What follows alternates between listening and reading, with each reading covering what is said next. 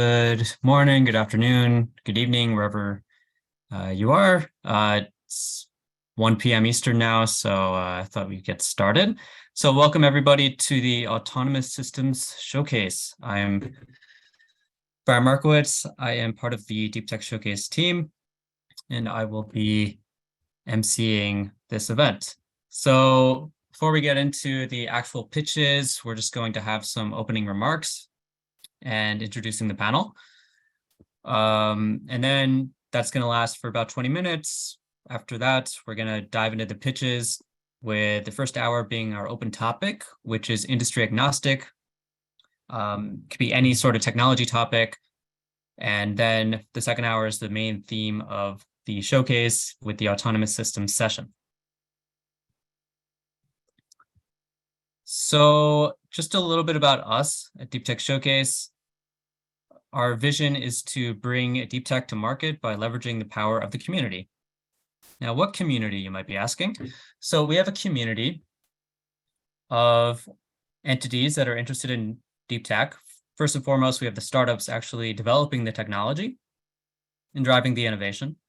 And then we also have tech scouts from corporations or from government organizations who are interested in finding innovative solutions to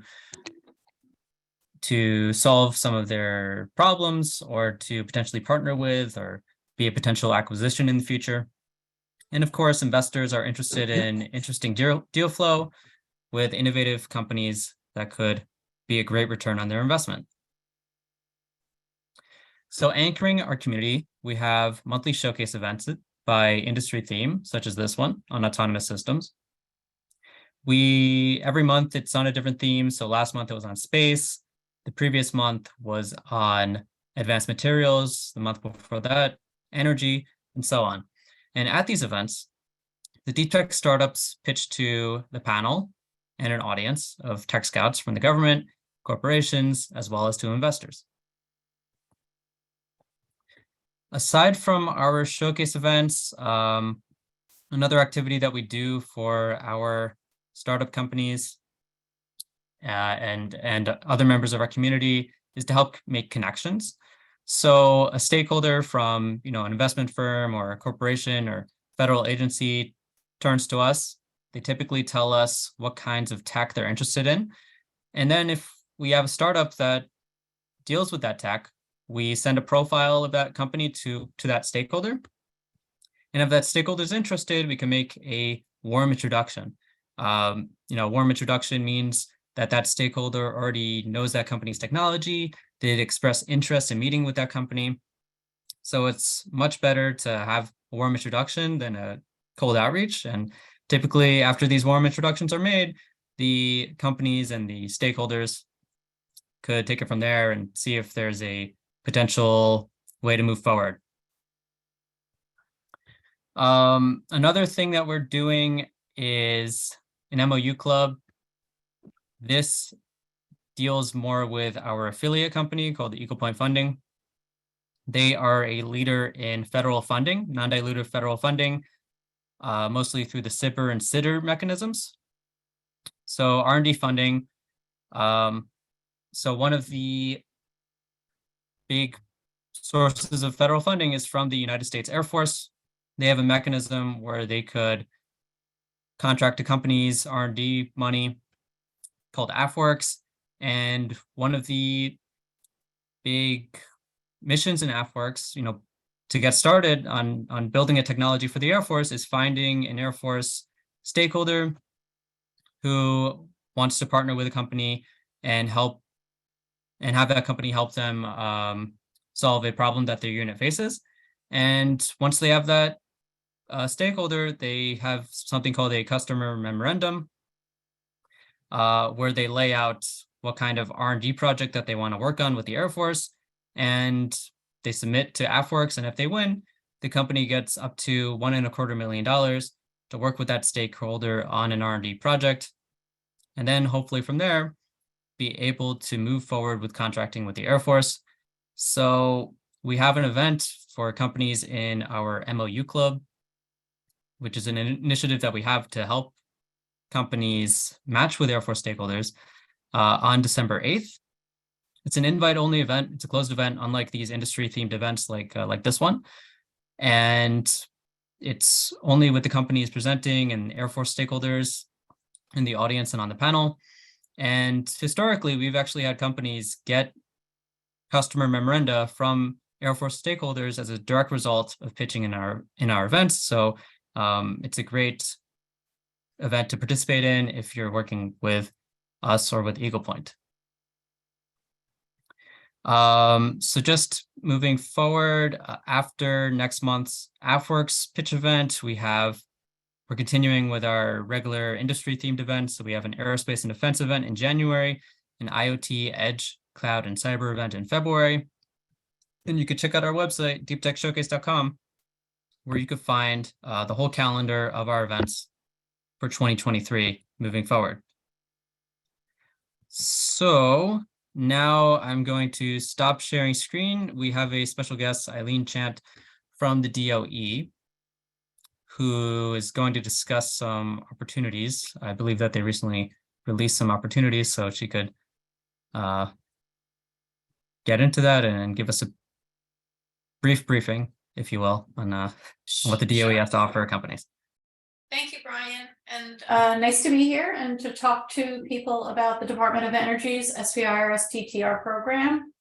I am Eileen Chant. I'm the Outreach Program Manager for DOE SBIR STTR. So I'm really, my role is to elevate awareness of the programs, explain to people how the programs work, and also I do develop and provide resources for applicants to help make the process of applying for a grant easier. So you can reach out to me at any time. My email is on the final slide of this presentation. Assuming that the audience knows about what the federal SBIR STTR programs is, which is a $4 billion non-dilutive fund for small businesses to develop their technology with the goal of commercialization. DOE is the third largest agency, DoD being very large, in excess of $2 billion a year. We are in excess of $300 million a year. Non-dilutive funding is fantastic for small businesses. We operate in the very early stage where other investors are not going to be really interested in the idea that's in your head. We are interested in the idea that's in your head. It's a grant. You don't have to pay it back. We don't take a piece of your company. We don't take any of your intellectual property. And if you, the phase one grant is between $200,000 and $250,000 over a 6 to 12 month duration for you to study your idea and do a proof of feasibility concept on your idea. If your proof of concept work goes well, you're going to want to submit a phase two application. 40% of phase two applicants receive a grant of between 1.1 and 1.6 million. So if you get to the phase one award process and can move to the phase two application process, you have a pretty good chance of getting that next stage, which is going to be focused on demonstrating your technology, developing your prototype, and pivoting towards commercialization. One thing in the DOE is generally not going to be your customer. You do have to be, if you're working in the DOE SBIR STTR program, unlike the DoD program, you're going to have to be thinking about who your customers are. When you finish the phase two awards, and you can see that we have a second phase two or a third phase two award, which means that you could potentially get up to 7 years of funding to develop your technology. But at that point, you do have to be thinking about where your cash flow is going to come from and who your customers are going to be. One unique thing about our program is that a letter of intent is required 6 weeks after our topics come out. I'll go a little bit over that timeline on the next slide. And we have focused topics. Our topics talk about technology problems that need to be solved, technologies that need to be advanced, and you have to be responsive to our topic and a subtopic. So you pick a topic and you pick a subtopic for which to apply to. Everybody knows that we provide leadership in clean energy, but did you know that we also provide leadership in basic energy and engineering sciences? And we also have topics in the arena of nuclear security. So these are all of the offices that issue topics. So you can see we have a pretty wide range of technologies that we're interested in. Release 1 is in July, not June. And these are more, I would call, the deep science types of topics, like the nuclear physics. They're often looking for things like instrumentation, readout devices. The basic energy sciences are looking for better microscopes, better spectroscopy techniques, better improved materials, better ways to study material properties, and biological environmental research. They're looking at more how to study the natural world. And then we have computing sciences. But the green are the topics that come out in November, and it is November, so our topics are out. A lot of these are more applied. The Office of Energy Efficiency and Renewable Energy, more applied. Fossil energy and carbon management, nuclear energy, cybersecurity, the electricity office as well. And then we have some other deep science offices, such as the fusion energy science, high energy physics. And then we have topics in detection of nuclear threats. That would be, movement of nuclear materials, detection of nuclear detonations. And then we also have topics around environmental management of nuclear weapons, specific to nuclear weapons waste, which we have multiple, this country has multiple nuclear weapons waste sites around the country, which the DOE is responsible for cleaning up.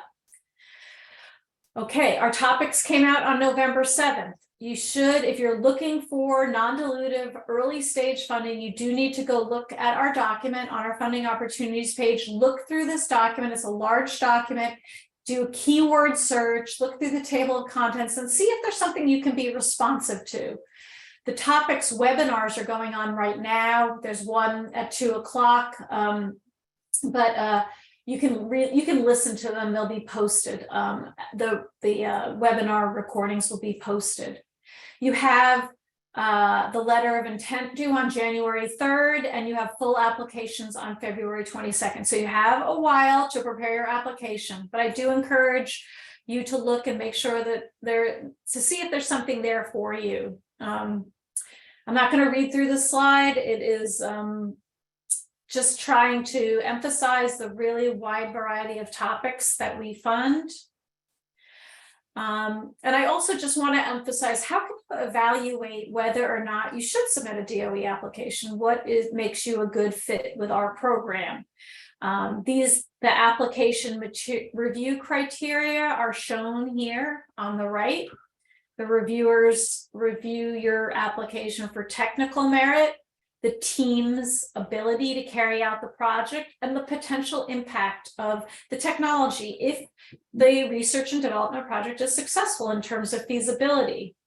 So you do need to be responsive to our topic and subtopic that you pick, have the right team, and a solid work plan to prove the feasibility of your idea, and it must be R&D, and it must be novel. So there's some good considerations for you when you consider our program. If you have never submitted to our program before, we have an application assistance program. It is free to you, and you receive a coach to help you through. Unfortunately, it takes about 120 hours to prepare one of our applications. You do have 3 months to do it, but they help you through the process. They help you get organized, and they review your application material. And there's many other application supports, but I have a very short time to talk. If you do become an awardee, we have a number of resources that help you with your commercialization trajectory. We have partnering resources and programs. We have TABA, which is our funds available in phase 1 and phase 2 to consider your to conduct technical and business assistance really around your commercialization strategy. And there is an Energy I-Corps, which is a customer discovery process available to phase one employee awardees. So we are not just a granting organization. We have a number of resources along the way to help you on your trajectory, your technology development path. You can reach out to us with questions. And I just want to close by saying that we are very committed to diversity, equity, and inclusion. It is one of the statutory directives of the SBIR program. And we're always looking for opportunities to elevate awareness to underrepresented groups. And we have a number of new DEI initiatives. The current administration is emphasizing DEI. You can see, for example, the women-owned participation in our program very slowly rising. It's the green curve. We have a long way to go. And the same with socially and economically disadvantaged or minority entrepreneurs. So thank you for your time. Reach out to us with questions. If DOE SBIR is not a fit for you, you can still reach out to me because I could send you information about where else to look for funding opportunities. But thank you for your time. And I'm here for a little while after this talk, but I do have to go to another meeting soon. So if there are any questions, I'm happy to answer them now. Yeah, I mean, it looks like you have some in the chat, and we have Hanko raise his hand. Great.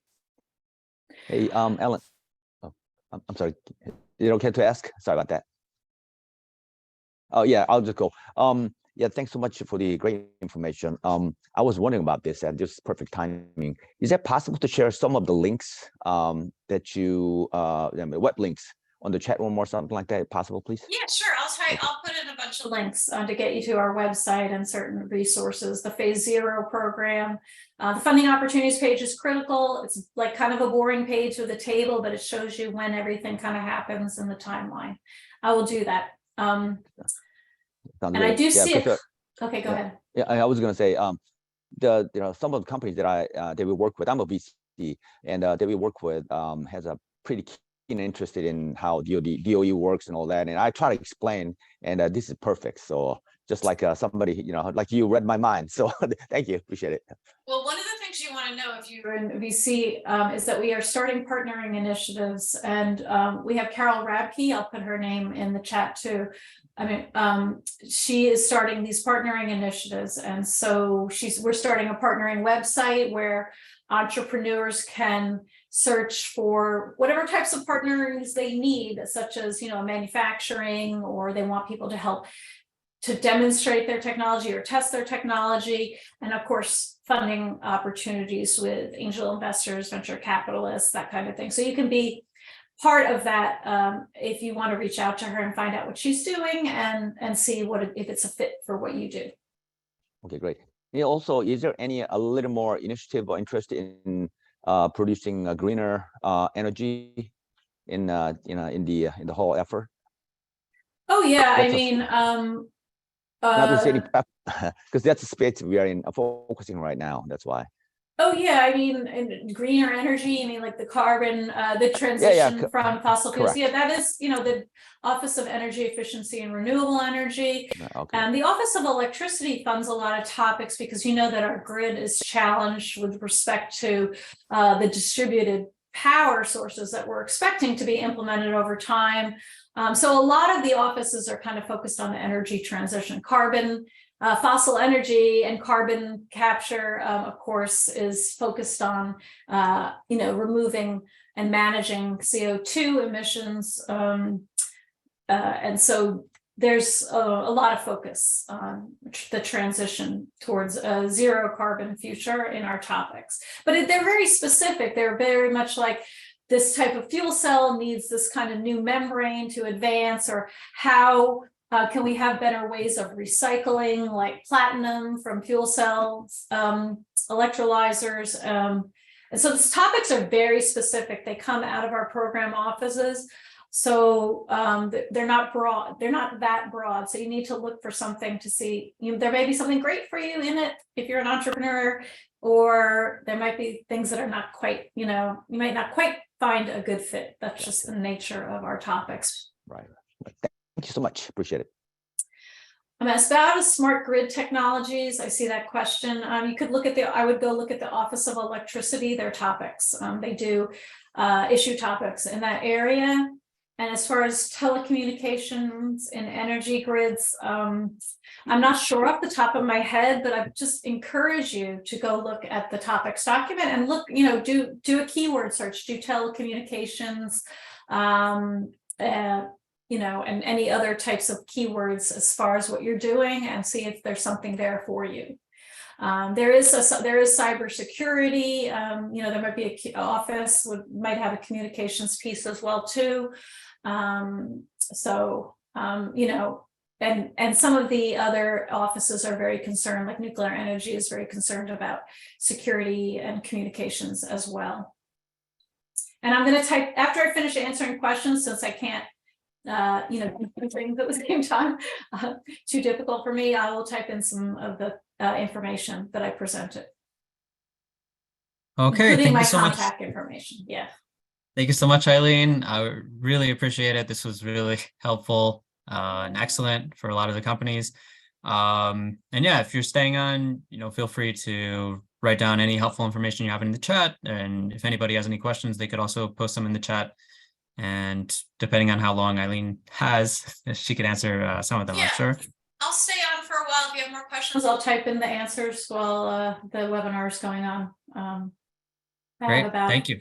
20 more minutes. Okay, great. Awesome. Thank you so much. That was great. So just to continue with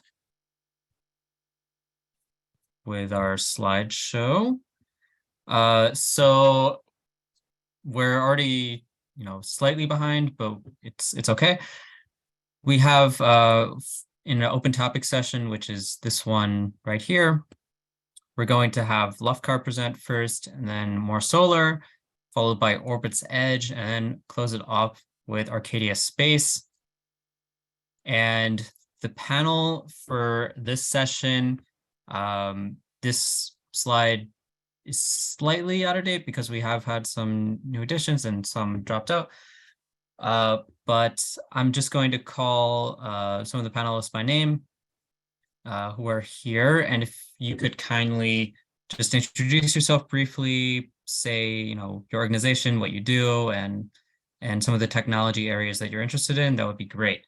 So with Anna Jarman from Walmart, she did send me an email that she was running a bit late. So we're going to, if she's not here, jump over to Andrew Boudet from Air Force Futures. Hey, good afternoon, everybody. You got me? Yeah, we can hear you. Awesome. I'm Captain Andrew Boudet. I'm with Air Force Futures. I'm part of the center that's looking more at the innovative and disruptive technology. So that's part of my team, and I'm one of the strategists that supports that as well. So we're looking at pretty much anything, everything. It might not be what you're presenting and the end use case is. It might actually be a totally different use case. So that's kind of where we're coming from. Great to have you. Now we have Han Ko from the USACO Group. Hello, how are you? I'm Han Ko. I'm President and CEO of USACO Group. It's always a pleasure to be here, and it's very great program. My company is a venture capital company. We are investors, and we invest companies in U.S. and also overseas, and focusing on Asia and some European company as well. So currently, we are focusing on various diverse companies, and the autonomous systems is actually one of the area that's we're here for, and hope to make some good connections. And all the presenters, more power to you. Good luck. Thank you. Thank you so much, Han. Also from Departure Capital, we have Cassandra Carruthers. Thank you. Great to see everyone. I'm Cassandra Carruthers, the managing partner of Departure Capital. I focus on very early stage deep tech. Kind of the theme is that technologies with fundamental innovation, category defining companies tackling very big existential risks and opportunities. So if it's saving the planet or advancing the species, I'm usually interested in it.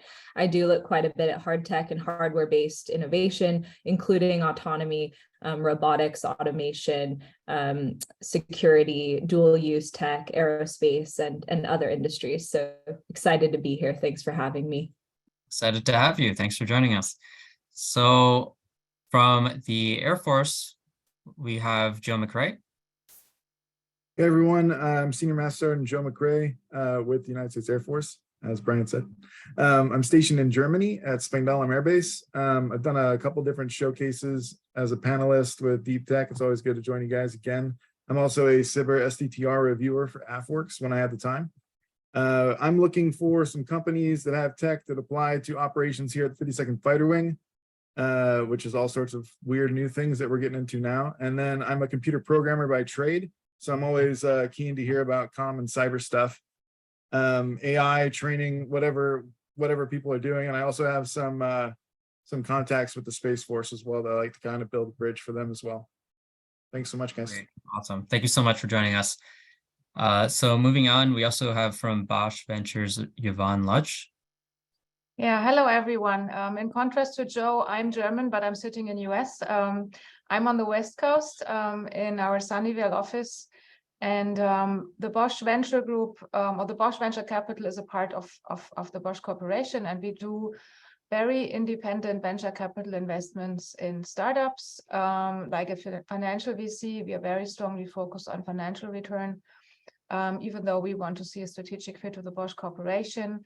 And that's a lot of topics, and particularly in deep tech and hard tech, like autonomy, robotics, advanced computing, including quantum computing, sensors, wired or wireless communications, and many other topics. Awesome. Thank you so much for joining us. Up next, we have Corey Anderson. Hi, thanks. It's always a pleasure to be here. The group does great things, and I appreciate being a panelist here again on your activity. So thank you. I currently work as the Robotic and Autonomous Systems Integration Lead for what's known as the U.S. Army Intelligence, Surveillance, and Reconnaissance Task Force, or the ISR Task Force for the Department of the Army. And my goal is to identify unique and upcoming technologies in the robotics space for intelligence collection and for system perception, as well as any kind of sensors and how we might use these robots in tactical environments in the future. So I really appreciate it again, and I look forward to your briefings. I appreciate you joining us, Corey. Cindy could not make it, but luckily we have Noah Shamai from, if I pronounce that right, from Cardamom Capital. Yes, nice to be here, everyone. Thanks for inviting us. So we are Cardamom Capital. We do early stage, pre-seed and seed deep tech investments. We do software and hardware. Mainly we focus on AI, cyber, and big data. Awesome. And we also have Yoav Weiser from Nextgear Ventures. Yes, hi everyone. Yoav Weiser, CFO and partner at Nextgear Ventures. We're operating out of Israel, focusing on mobility, smart mobility startups, currently raising our second fund. And of course, autonomous is a big part of our business. So we're doing autonomous either on the ground, in there. We're looking into all kinds of early stage investments, so feel free to contact me. Awesome. Thank you so much for joining us. And we are also lucky to have Nilesh Trivedi from J Ventures Fund. Hi, everyone. Good morning, good afternoon, wherever you are. Nilesh, I'm here based in the Bay Area. We are stage as well as sector agnostic, so typically invest in companies across the board, enterprise, hardware, software, deep tech, engineer by profession, turned VC last couple of years. Happy to connect anywhere and everywhere possible. Thank you. Thank you so much. Also, I did not add it to the list. I think there's Martina Dimoska. I wasn't sure if she's for this session or next session, but I see she's on the call now. Hi, I think I'm for both. Okay, great. So if you'd introduce yourself, please. Yes, hi Brian. It's always an honor to be here. I am really interested in everything you guys are doing. I think it's a great way to connect the industry, the government, and the startup sector, as well as interested parties. So I'm currently in the US, and I am the local lead, the main organizer of the NASA Space Labs Challenge hackathons. I run them from NASA Glenn and NASA Ames. Those hackathons are usually annual. They're running every year, and there we are attracting novel talent, a pool of companies or entrepreneurs or young students with novel ideas to solve challenges. We usually have like 30-ish per year that are different every year, and then we, after they win, we either grant them deeper connections, we connect them with a business angel, venture capital, the industry, etc. So I am multifaceted when it comes to innovation, and I try to do my best in connecting the good solutions with the needed stimulus, I guess, whether that is agency or industry. Awesome. Thank you so much for joining us. Very happy to have you with us. So with that, we just wrapped up our panelist introduction for this session, and we could dive into what everybody came here for, which is for the presentations of these tech startups. So first, we will have Luftcar presenting. So whenever you're ready.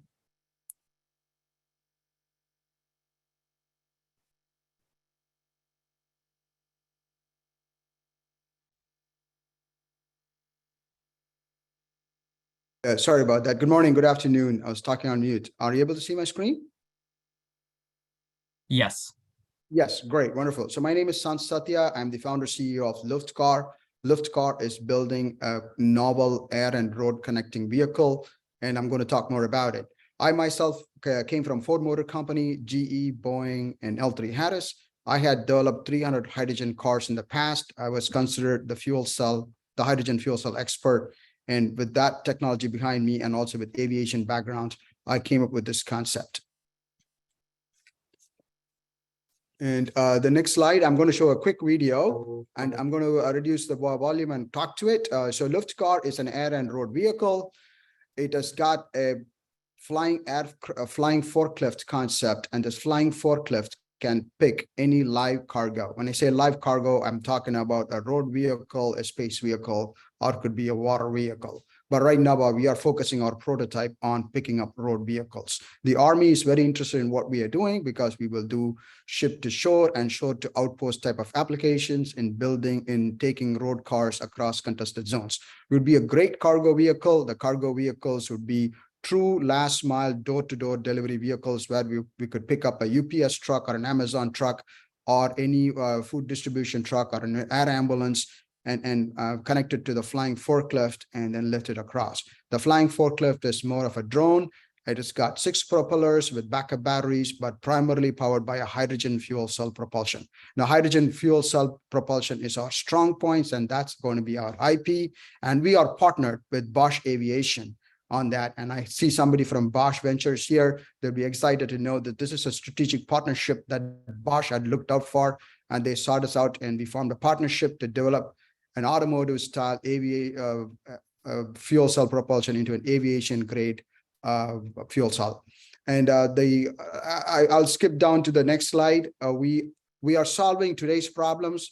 Only 2% of passengers use air transport for distances less than 500 miles. There's a huge market in taking people to their destinations at faster speeds, traveling between cities, connecting San Jose to LA to Lake Tahoe, and so on and so forth. There is no true last mile door-to-door delivery solution right now, but with us picking up these cargo vehicles, we'll be able to provide this true last mile delivery solution. These are all big markets that we are vying for. Back to our technology, we are building a flying forklift powered by hydrogen fuel cell propulsion. The docking mechanism is our IP. The road vehicle will require some customization, which is what we will demonstrate through our prototypes development. Our technology is very similar to how a pitcher holds a baseball or how an eagle carries a prey. So there's a top and a bottom grip that enables a live cargo to slide in, slide out. We are also developing the hydrogen fuel cell propulsion, like I said, and this fuel cell propulsion unit will have its own revenue stream in that we'll be supplying to other aircraft companies, other eVTOL companies, and other transportation companies. So we have multiple revenue paths. We are not a one pony show. We have multiple paths to commercialization and to succeed. Our company was started a year and a half ago. We have won several awards, including the Tech Connect Defense Award and also the Best Air Ambulance Concept Award. We have signed MOUs with Düsseldorf Airport, with 3 airports in the United States. We've also signed an MOU with NYSERDA, with New York, and we are now part of the Northeast Hydrogen Hub, where we are being allocated $165 million to build the hydrogen refueling vertiports, which would support our concept of operations. So we are a player now in the hydrogen hub, and we are well sought after, and we are signing partnerships as we go by. We have a NASA licensed technology that we are licensing on the propulsion, and we have 3 patents that we have filed for which are pending approval. We have a purchase order for 15 cargo vehicles. We have a letter of interest from AdventHealth for air ambulances. So that is revenue pipeline that's already visible. We are one of the unique air and road vehicle concepts out there, in that we are detaching the air vehicle and leaving it behind in airports or regional airports or parking lots. But the road vehicle will use the existing infrastructure. We will not disrupt the existing infrastructure by asking the cities to build too many vertiports with every few blocks. Our market opportunity is fairly huge. Cargo is our earliest opportunity. Like I said, we already have purchase orders, and we are right now talking to UPS and FedEx and a few others. We have an interest from Army and Navy. We are putting our RFI together for Navy. Regional transportation is something that we would eventually scale up to. And we are working with FAA very closely on certification and regulations. That's the hydrogen vertiport concept that we are also co-championing with other partners. And this has produced a lot of interest and vibe. And between Bosch and GenH2 and also Avangrid, we will be demonstrating some of these vertiports across the country. It will be 8 cents per car seat mile average cost for the customer. For a cargo customer, it'll be 8 cents for 100 pounds per mile. We are 0 emissions. And somebody talked about DEI. We are all about DEI. We are all about meeting Justice 40 elements. We are getting community buy-in. Right now, we are targeting Bridgeport, Connecticut as a target area. We are building community buy-in in partnership with the community. We have letter of support from the Clean Cities Connecticut. We have letter of interest support from the Bridgeport Council, and also from the connected DMV area in Virginia and Washington, DC, in Greater Washington. That's our finance chart. We are showing somewhere on an average of $17 billion revenue in 10 years, with break even by 2028, with an ROI of 900% for early stage investors by 2030. For the early stage investors, there'll be an exit option as we scale up in 2027-28 timeframe. Our plan is to first develop a small motorcycle size vehicle and to generate more interest and more seed capital. We already have express interest from a follow-on funding. We have the next step is to do a 2-seater vehicle, and then we will do the full-scale vehicles, which will be commercial by 27 timeframe. The timelines I'm showing is development. Add on top of it another 2 years for FAA certification. It'll be like 2026-27 timeframe. Our current ask is now $10 million. And within that $10 million, we are looking immediately to raise $5 million to support the development of the 2-seater vehicle and also the hydrogen fuel cell propulsion. And then our team is very strong. Like I said, I come from the hydrogen fuel cell background. I also have somebody from US Air Force who's doing engineering for us. We also have strong ties with NASA, with the NASA working group advisor joining our team as an advisor on the board. We also have people from Department of Energy and also from the Clean Cities Coalition supporting our team. 30 seconds. I'll stop it now. Thanks. Any questions? Thank you so much. If anybody has any questions, just raise your hand on Zoom, and then we could call on you like Yoav and Corey have done so far. So we'll start off with Yoav. Yes, hi. Very impressing what you're aiming to do. One question, the issue of safety of hydrogen, how do you tackle that? Yes, in fact, yesterday I had a very long conversation with Stargin, the NASA Air Mobility Campaign chief. And yeah, hydrogen is relatively safer. We have done back-to-back experiments comparing hydrogen with gas in the automotive world. The only incident that you have on hydrogen safety is the Hindenburg back in 1920. But ever since then, hydrogen is very easily detectable, and it also does not accumulate in places. So the chances of hydrogen combustion, if properly packaged, and we are trying to package hydrogen above the people, it's not going to be sitting underneath the people. So if there's a leakage, the hydrogen is going to escape out, and we'll have backup batteries for the vehicle to safely land. And the hydrogen, to the large extent, if you talk to anybody in the hydrogen community, including Department of Energy, they would say that hydrogen is one of the safest fuels to handle. Great. Corey? Yes, sir. Great briefing, by the way. I like the partnerships that you've come up with, but I do have a question. How far along are you in the actual aeromechanical structural design process of the first prototype vehicle? Are you going to meet your March timeline? We will meet our March timeline, assuming I raise 2 million between now and end of the year. And we have done a digital twin, and we have we have validated the digital twin. So we are already with the supply chain and the design in place for us to start working on the prototype. Right now, we are looking for the 2 million to commit to making the prototype. Excellent. Okay. And in your design work, have you already validated all of your computational fluid dynamics and things like that associated with the outer mold line and the props and everything? Yes, absolutely. So we did a complete CFD analysis on the drag and lift coefficients, and our drag and lift coefficients are much better than the V-22 Osprey, but not as good as a Boeing vehicle. But we are as good as a helicopter would get at this point in time. But we are continuing to perfect our design to make it better. Excellent. Thank you. All right, great. Now, Yvonne? Yes, thanks for your presentation, Sant. I have a particular question, not about the vehicle, the flying vehicle, but about the car, whatever you call it, the vehicle that is also supposed to drive on the ground. How much is this a customized vehicle, and how much is this based on a commercially available vehicle? Because this can become very expensive. Yeah, absolutely. But if you look at the modern EV vehicles, which are built on the skateboard type of designs with battery skateboards and with simple autonomous drivetrain, then we can take one and modify the subframe. The subframe would be more like a cage-like design. That's the only customization we need. I'm not trying to lift a Ford F-150 or even a Mercedes C-Class. I'm trying to lift something like a Tesla or one of the Canoo vehicles, which will be all electric. So when I take a baseline current electric vehicle, the customization is very minimal, limited to the subframe modification. Okay, thanks. Yeah. And then one more point on that, we are looking for partners on the automotive side. We want to develop the prototype by ourselves just to put a test car that will buy from somewhere. But eventually for commercialization, we want to partner with auto companies on the car side. Right now, Army is trying to partner with us on their mule applications. All right. We also have Andrew Boudet.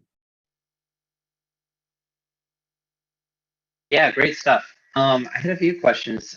With respect to the storage, are you guys looking to do like a compressed storage, like a high pressure container vessel, or are you looking to do more of like the solid state battery style stuff where it's like high energy ball milling or something of that nature, to where you're not pressurizing it or like putting it in like a deep chiller or something of that nature? Yeah, great question. And right now for the prototype demonstration purposes, it will be compressed gas. But our second prototype, which will be the two-seater, we are looking for liquid hydrogen on board. And we have already formulated packaging for liquid storage, which would be in the wing section. But futuristically, we are also working with a solid state company, which is storing hydrogen in magnesium coated thin films. So that will be one thing, but we still have a weight challenge to overcome on that technology. But right now, our predominant path is liquid storage. Okay. And I guess kind of with the powertrain, were you looking to do like a hybrid with like a H2 hydroelectric kind of thing where? Yes. Okay. Yeah, the Hydrob is going to be a battery fuel cell hybrid. The battery is for the vertical thrust, and the fuel cell will be for propulsion. We are also in conversations with Vertigo Aero, which is doing IC engine powertrain. So we will have a hybrid with them as well, just to get the vertical thrust. But largely it's going to be hydrogen fuel cell electric for direct propulsion. Yeah. Awesome. Well, thank you. Thank you. Okay, great. Just because of the time, I'm so sorry, Han, but we Okay. are a bit over. So Sant, if you could put in your contact info, please do that in the chat. And Han, you could also reach out to Sant direct message in the chat if you like to ask him a question. And up next, we have More Solar with Joshua Morris. So if you'd like to share your screen. Can you guys hear me? Yep. All right. Loud and clear. Does everybody see the screen? So little fish out of water here. I have the flu, so a lot of this is going to be the NyQuil talking, so you guys have to bear with me. But More Solar is a solar cell technology company, and we're aiming at the. Sorry to cut you off. We just see your Zoom screen. We don't see Oh, I shared it. your presentation. Stop. New share. Okay, hold on. It didn't work. It's not sharing the screen. Stop share, Share. share desktop one, Desktop one. which is now your email. And now you have to play your video. Play. How's that? Great. All Now we can right, see your try this presentation. again. I do have the flu. So More Good, Jack. Solar is a solar cell company, and we are aiming at the coal market. We live in a world where coal is at its highest utilization ever, but it is an $800 billion a year market, which makes it attractive. We have a solar cell that collects 48% more light energy and runs for 40% longer during the daytime. We're ready to make the prototype with a fab in California. We just need the A-round funding. So when we started looking at solar, we're in a world of terawatts, but solar is struggling to make megawatts. And solar is limited because it's really only collecting visible light for a few hours a day. Infrared light, visible light during sunrise and sunset is being completely missed. And so what More Solar can do is we can fix that. So we all understand the physics of a solar cell. The light hits the cell, it creates a charged carrier, the terminals collect them, yay. The reality is solar is very bad at that. It's only about 20% efficiency, and that's why it's limited to megawatts. The fundamental problem is the recombination rate in silicon to substrate. Charge carriers rather find a home in the silicon than turn into power, and that's what's happening 80% of the time when light hits a solar cell. So one of the causes of recombination is the lack of control. These charge carriers are getting created at multiple energies. They travel in multiple directions. It's complete chaos. And silicon, by its very nature, is an insulator. So it's non-conductive. These charge carriers have a lot of other places to go rather than turn into power. But More Solar has been leveraging 20 years of Defense Department technology to fix this. So what we did is we essentially created a solar cell that catches 48% more light and runs for 4 or 5 hours longer per day. Our cell will make 12 watts at 23 amps. And that really is the foundation for gigawatt. We started this project in 2021. Amy Torrey, our angel investor, came on late 2021. And in 2022, we built the design. So I'm looking at $1 trillion market. The low hanging fruit is radiation hardened solar panels for space applications. That's for you Air Force guys. We got electric charging for vehicles. We've talked to Nissan about charging EVs with solar, and then we got retrofitting existing solar farms. But the goal is to get rid of coal. Everybody wants coal to go away. And so the way you do that is with gigawatt scale solar, which is exactly what we can do. So how did we get here? Everybody in the world is working on solar. Why did we find a solution no one else could? Well, meet our CTO, Wesley Harold Morris. In 1988, Dad got a job at the prestigious Symatech, which is really where this technology began. In 1996, Dad invents the high dose buried layer. HDBO was Air Force's attempts to get rid of SOI, which was too expensive. And what we did was we collected the charge carriers created by the high radiation environments and drive them away from the electrons. That's how you protect space and electronics in space. In 2002, Dad's working directly for the DoD and NASA, and he's building radiation hardened electronics with a technology called BGR, and it works perfectly. But what it tells us is that we can drive these charge carriers that it created in the solar cell a long way, much longer than what anyone thinks in solar. So we put it all together in about 2011 to what's called an additive solution. This is a solution that exists in the silicon substrate. It's agnostic for what's on top, memory, processors, solar cells. We don't care what's up there. Our technology is in the substrate itself. And so now we have the most elegant solution that solar's ever seen to collect a lot more power. And guys, there's a lot more in there, a lot more. We've got 3 or 4 data points showing 22% increases, 30% increases, 101% increases, 228% increases. If we can stretch our legs after this prototype, we can seriously make power with a solar cell. Now, where are we? Well, I got a recipe for a prototype. I got a basic agreement for a fab in California to make that prototype. Last week, I got patent pending. It's A-round funding time. I need a VC with just the teeniest bit of vision. I got to make some key hires to get some people I need. I got to pay some NRE fees, but in 8 to 12 months, we can make a prototype that resets solar, and people will immediately start talking about its potential to make gigawatt scale solar farms at 50% less land consumption. Now we're threatening coal, and coal is an $800 billion a year market.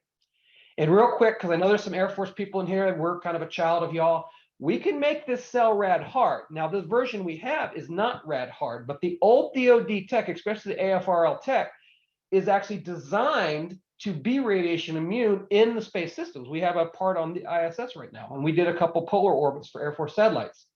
So we can integrate that in there. We just haven't done it. But since I saw a lot of Air Force people here, I know you guys are concerned about radiation effects, especially hand effects on your satellites. We can make those immune.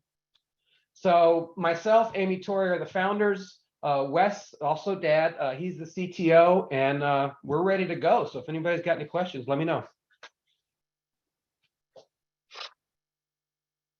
Wow. I would not have known that you have a flu. That's great. A lot of NyQuil. But, you know, I still, yeah, it works wonders. And I hope you feel better nonetheless. But let's, hopefully some of these questions could make you feel better. So we're going to start out with Yvonne. Yeah, thanks, Joshua. I mean, this is like game changing, right? If it works. It works. And I assume there must be some other catch. How expensive is your technology in comparison to a typical solar cell? I mean, I can buy solar cells, like flexible ones, at Costco for not a lot of money. Yeah, well, actually, it's 30% cheaper. So what solar is doing is they've put themselves in a box, a very bad box, and that box is really stifling their innovation. So backside metallization, that's a 30% cost. They're actually eating so much silver in solar cells that they're running out of silver. That's not necessary. It's necessary now, but when you can drive charge carriers left or right, then why put a contact on top of bottom? Go look at your car. The positives on the left, negatives on the right. Why is solar top bottom? So no, we actually get cheaper. The additives we're doing are to the substrate, not the design. I'm not putting anything on the design. I'm messing with the silicon. We're actually innovating now where I think we can add these additives before the cell's even made. So we could sell raw wafers.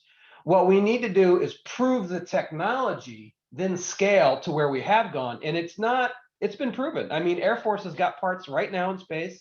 Same parts, same silicon. It's just happened to be running a processor or memory, and so the International Space Station. So we don't care what's up there. We're working in the silicon.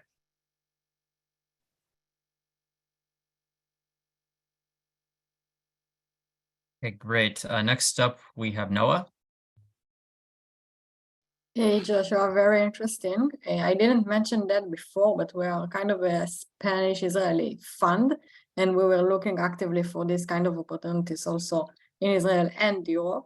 I wanted to ask, what have you done so far in terms of traction? Do you have any LOIs or planned pilots once you raise? So we have we are children of semiconductors. We've been in business for about 40 years. Not me only 10, but Mark and Wes have been until the 80s. So we have a fab in California who we've approached already to build our basic prototype, because one of the interesting parts of our cell is we divorced ourselves from the standard photovoltaic process. So we don't need to make cells in China. We can make a solar cell in any semiconductor fab on Earth. So we're going to build our prototype in a group out in California that's got some capacity. And then we've engaged with AFRL a little bit. We got a huge buy-in from one of their guys in the SpaceWorks side, but we're really trying to commercialize this mainly. We want to kind of stay out of that DoD box a little bit, but most of our background and past is with DoD. So all the buy-in and stuff that we do have is from them, Lockheed and the rest. Commercially, we just don't have enough relationships there to leverage. Okay. Understood. Thank you. Right, great. And now we have Han Ko. Han, we do have time. Thank goodness. Sure, thank for you. your questions. So. Yeah, sure, it's great. No problem, no problem. It's a great presentation, Joshua. Just like another panelist said, it's a game changer, actually. I want to just clarify. I don't mean to be skeptical or anything here, but you mentioned that your cost, especially adding, the solutions to adding like additions in substrate, process, your cost still 30% cheaper. Is that what you said? Yeah, I mean, if you remove the backside metallization to a solar cell, you don't have to flip it over, which is a big pain in the ass, and you don't have to put silver on. I see. Big pain in the ass. Silver is expensive. There's nobody in the world that puts that much metal on a chip. So why does a solar cell making fractions of watts and fractions of amps need that much damn silver? It's just a limit in the technology. I mean, everything improves, everything changes. And so as you scale the cell, we will reduce the metallization cost, which is most of the cost of production is the metallization. Gotcha. Also, you mentioned that the data point of what anywhere from 22% to 100% increase. That's actually the efficiency rate, the production rate, right? It's actually it's a measure. So what we've done is we've TCAD simulated most of this work. So what it is, it's a collection of the charge carriers. So as we start at A with a design, we can collect this much, but as we get to modify our design, we can go further. Now we have to start at some point. So we picked out the easiest point to start. But when we asked the simulator, what are we doing? We're radiation hardened for Air Force, and where is solar? The simulator said you're 3.62 times different in the resistivity profile of silicon. That's 362%. So we can adjust silicon 362% more than what solar is currently doing to it. And as you adjust it, you get more charge carriers, you get more power. There is a miles to go here, miles to go, especially with incident light. Solar doesn't make any light till the sun's overhead. Well, there's 12 hours of sun in Texas, but my solar cells only work for 5. You give me another 5, that changes everything. That takes megawatt solar farms to gigawatt. Gigawatts challenge coal. That's where we're going. Exactly. I completely agree with you. I haven't, that's a goal. I mean, I've been in solar in renewable energy industry for a while, but it's gigawatt is the way to go in solar. If you do that, that's great. Thanks so much. Appreciate it. Good luck. Okay. Yep. Okay, thanks so much, Joshua. That was great. Yep. And yeah, I hope you feel better. And with that, be sure to put your contact info in the chat. And we will be moving on to our next presenting company, which is Orbit's Edge. Here, I will stop share.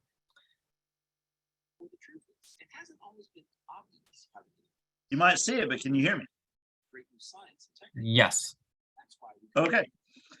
So, hello, we are Orbit's Edge, and we are working on putting high-powered compute into space environments. The typical way that this is done is, sorry, I'm looking on how to actually advance this thing. I'm not seeing how to advance. Oh, it just took a moment. So the typical way this is done is by making a custom board or processor, and we're actually looking at doing it a different way by creating a radiation shielding and thermal management solution so that commercial, off-the-shelf, high-powered compute can survive space environments. The big thing that this allows is it lets us catch up to the 20 to 30-year gap that there currently is between cutting edge compute here on the ground and what's used in space applications. And here on this slide, you see some of the stuff that's commonly used for space applications. You've got the RAD 750, which is currently operating on the Mars Perseverance rover, and it's about as powerful as an iPhone 1, actually a little bit less powerful.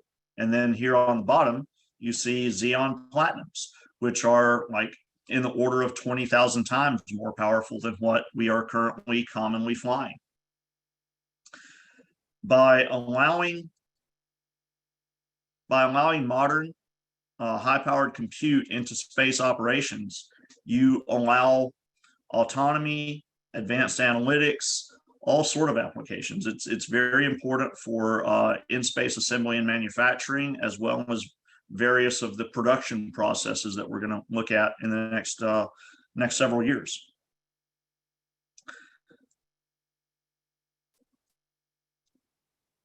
And we've actually made some pretty good partnerships with other companies. We have a OEM agreement with Hewlett Packard Enterprise, which has they are currently flying compute on the ISS National Labs, and that has been in operation for about a year. It is very similar to the architecture that we're looking at flying, with the main difference being that their system is not shielded in any way, and our system is. We're actually looking at taking that capability and flying that to applying that to operations outside of the ISS. So we're having conversations with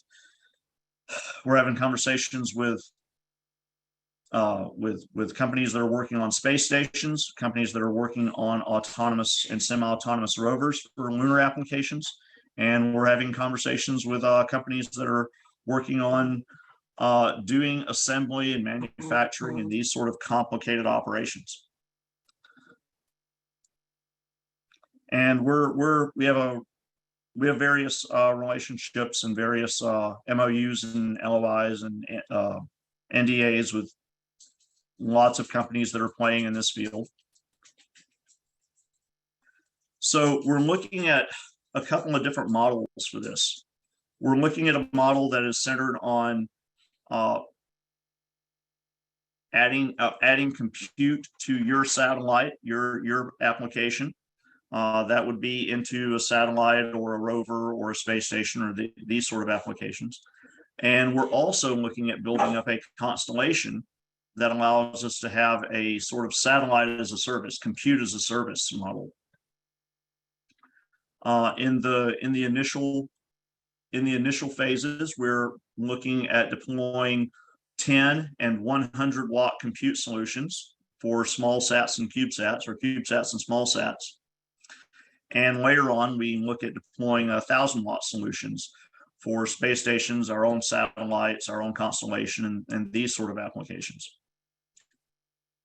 And we're also looking at the ability to tie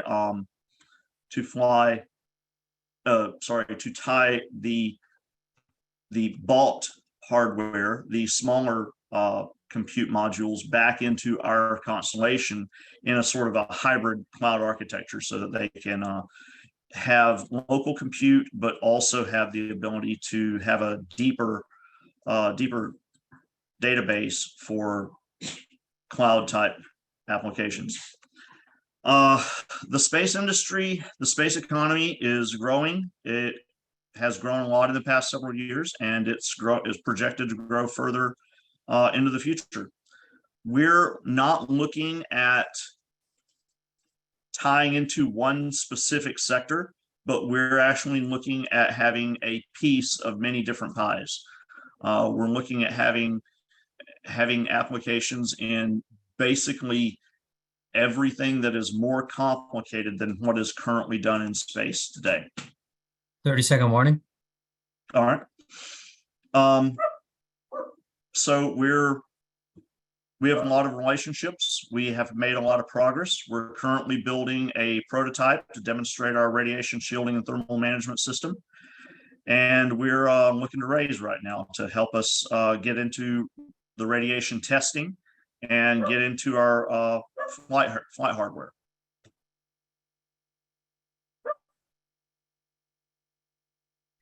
Okay, we'll open the door to questions, or open the floor to questions. So if anybody has a question, please raise your hand in Zoom.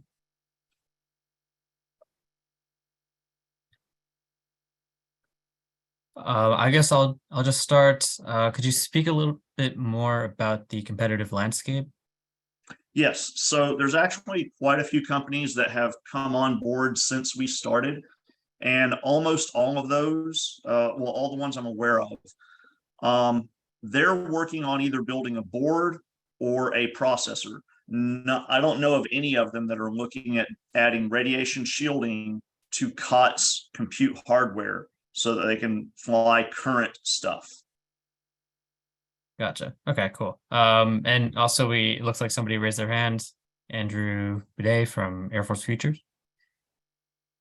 Hey, great stuff. I had a question, I guess, with the shielding aspect. Are you looking to add like inline filters so that like rogue radiation doesn't like hop a line and then go and fry your system that way? Or I guess how are you looking to do the shielding aspect? Is it going to be like a physical barrier, or is it going to be more of like a film, or how are you? It's a combination of physical barrier with lots of hydrogen ions in place, but there's also some of the conventional stuff that people have done for radiation mitigation, where you do like a triplication of data, you do voting, things like that. So it's kind of an 80-20 mix between preventing the radiation from affecting the hardware, but also having the ability to mitigate the effects of that. We also have a hardware software system that's called Overwatch, and its purpose is to do diagnostic system health monitoring, telemetry type stuff, and act to preserve computer system health in the event of radiation events. We're looking at a 3 to 5 year mission life. Okay, awesome. Thank you. Okay, great. So just gonna give one more opportunity to have anybody ask a question if they have any. It's also worth mentioning, if you don't mind, that we have a ground application for rugged edge compute using the same basic architecture, not just for space applications. Awesome. It looks like we got another question actually from Martina. Yes, I was wondering how much can you disclose of your progress in R&D? So we're currently building out our second phase prototype, and the intent for that is dual purpose. It's to demonstrate that our thermal management system works, then to demonstrate that the radiation shielding works. And it's actually intended to be a pretty direct flow into our terrestrial application. So we're looking at the one after the one we're currently building, which will be very similar to that. It's going to be very derivative as a product that we can deploy for ground applications.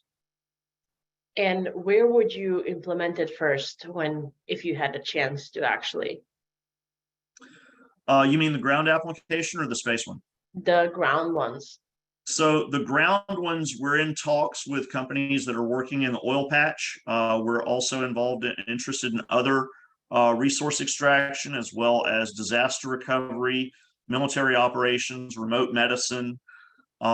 There's lots of places where you generate a lot of data, but you're not near anything. You're not near infrastructure. So it's advantageous to consume the data as close to the point of origin as possible.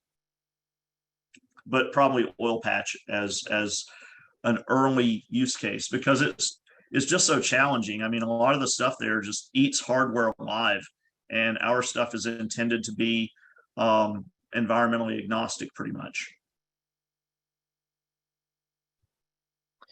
Okay, great. Thank you so much, Rick. Just be sure to put down your contact info in the chat, and it looks like also you have some questions in the chat, so you could answer some of them there. Be happy to. And great, thanks. So with that, we will be moving on to our next presentation, which is Arcadia Space. Yeah. Let's gonna share the presentation. Do you see it? Yes. Okay. Well, thank you very much again for inviting us once again in this session. So my name is Franco Garcia, co-founder and the CEO of Arcadia Space, a Spanish company developing a new generation of sustainable space engines. And we want to lead this new market of chemical propulsion. So as you know, for everything that a satellite does and for every service that a satellite provides, whether it is GPS or telecommunications or weather forecast, satellites needs to be constantly adapting and maneuvering and moving in space. And for that, most of the times they need chemical propulsion. But even today, right now, with the FCC and the 5 years rule, all the satellites need to be decreasing and deorbiting within 5 years. And for that, they also need chemical propulsion. Chemical propulsion is in almost every satellite. And we have right now in the space disruption, a new era. With the SpaceX, it's much more affordable than ever to put satellites into orbit. And this has created a new way of companies, a new generation of companies developing new satellites and providing and developing new business models. So now we have forecasted almost 10,000 satellites in the next decade. And this has turned the sector, the space sector, into a commercial one. And this is why we have now much more investment in the space sector than ever. And this is a vicious circle, much more money, much more rockets, decrease of the cost of launching satellites, much more satellites. And at the end of the day, much more propulsion systems needed. But we have a problem today in the space sector because traditional propulsion systems are extremely expensive. And it's because of two things. First, the propellant they use is hydrogen and derivatives. It's carcinogenic, it's extremely toxic, and is about to be banned. This makes the development and the operation of the engines extremely costly.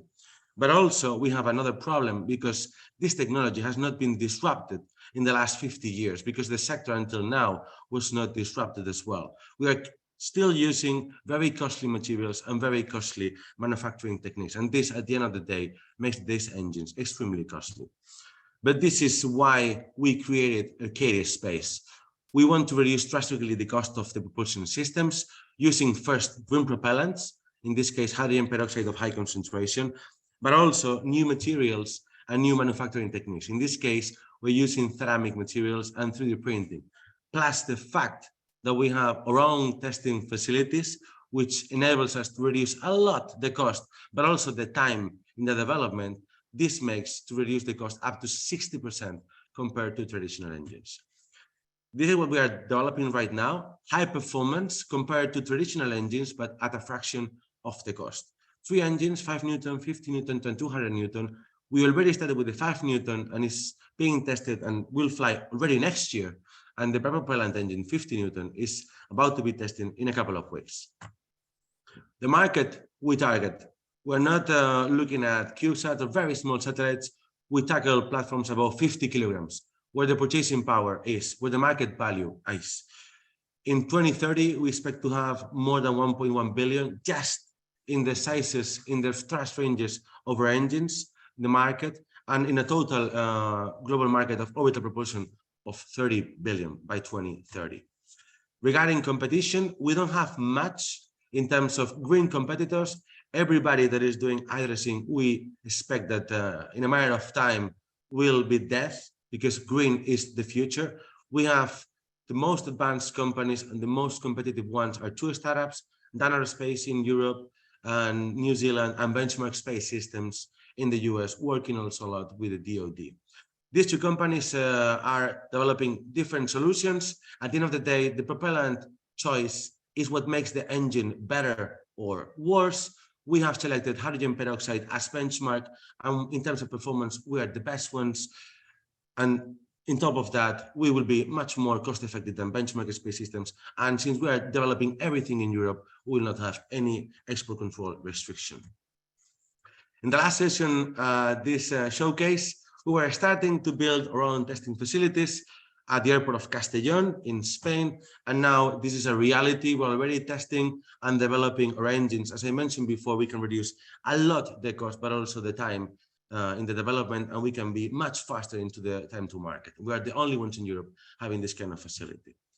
We already signed 7 letters of intent valuing more than 10 million euros, and we have already 5 million euros in potential contracts that we can sign by Q1 of next year. We will start commercialization already next year, and in the 2024 and 2025, the other 2 engines.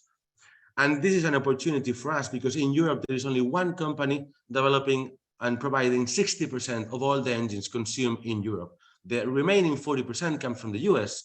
So there is a tremendous opportunity for us, considering that Ariane Group is only providing, addressing toxic solutions. So the plan is first we tackle Europe and then to go to the US and then the rest of the world. And that is our plan in a couple of years to be in the US.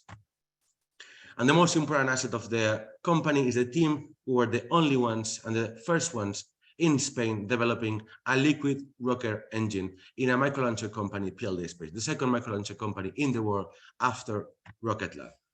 6 years working together, 35 years working together in the space business, also with very good advisors from the European Space Agency. And we already got a couple of contracts with the European Space Agency, with the European Commission, and an accelerator program fostered by the European Space Agencies in Spain and in Europe. And now, last year was planning, this year is execution, already to have an MVP this year. We will close this year 3 million Series seed, or at the beginning of the next year, and next year will be demonstration with the first product in the market. So now we are looking for 1.5 million in equity. The remaining will be debt, and we already committed 40%. So we're looking for partners that want to join our vision and our space journey. Thank you very much. All right, thank you so much. I'll open the floor to questions. All right, Corey. Yes, sir. Great briefing. Really excited to see that kind of progress for space. But how does your prototype, as far as weight comparison to the existing engines, what are we looking at? Is it lighter weight, heavier? What do you think? In terms of weight, it's slightly lighter because ceramic materials make you be a bit lighter. But at the end of the day, when you consider the entire propulsion systems, you look at the ISP, which is the efficiency. And I mean, we could be lighter in terms of the engine, but not as efficient as the traditional engines. And at the end of the day, we would need much more propellant, and this means we are heavier. So in this case, the engine itself is slightly lighter, but also in terms of performance, we are as the traditional engine. So overall is more or less the same, even a bit lighter. Great, thank you. And as far as the size comparison to the traditional engine, are you all about the same form factor, or is it a larger? Exactly the same. Exactly the same. Excellent. Thank you. Welcome. Great, thanks. So we have Yvonne with a question. Yeah, quick question, Franco. How much more money do you need? Because you're still pretty early to break even or to accelerate, pun intended, to really to take off your business, because it's it's hardware focused. So I'm just wondering how money intensive is this? Depending on the project. I mean, if you are looking at the space project, I would say that this is a very efficient business in terms of capital. So we want to be break even in 2026. And for that, we're estimating less than $10 million. Okay, for sure. That's impressive. Thank you. I mean, being in Spain, I mean, there are good things and bad things. Good things is that we can be extremely, extremely cost effective. And to have these facilities here, makes us reduce a lot of the cost of the development.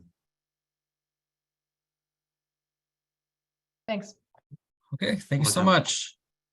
So with that, we will be moving on to our next session, which is on autonomous systems, the theme of this event.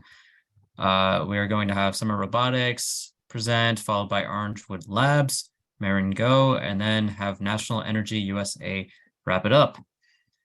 The panel for this session is more or less the same as the last one, with some people who are just here for the open topic. So thank you everybody who joined for the open topic session. You are more than welcome to stay if you want for however long you'd like. We do have someone new who joined us from Oracle, Surya. If you'd just like to introduce yourself briefly and say, who you are, what company, your company, your role, some technological areas of interest you have. Thanks for having me, Brian. Nice to meet you all.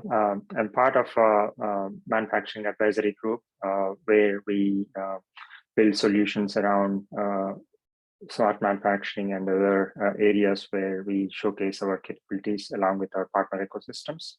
My focus area is, like I said, smart manufacturing and innovation, where I also lead our manufacturing innovation lab in Chicago. Look for partners who have innovative solutions that we can leverage and create joint solutions for our customers. Look forward to the presentations. Great. Thank you so much for joining us. So with that, we could jump into the presentations. We're going to have Summer Robotics start. So if you just like to share your screen, Skylar.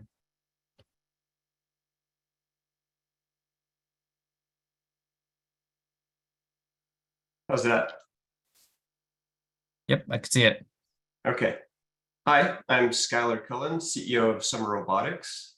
Summer Robotics has developed a revolutionary perception pipeline grounded in low latency, direct 3D modeling of the world to enable the next generation of machine vision applications.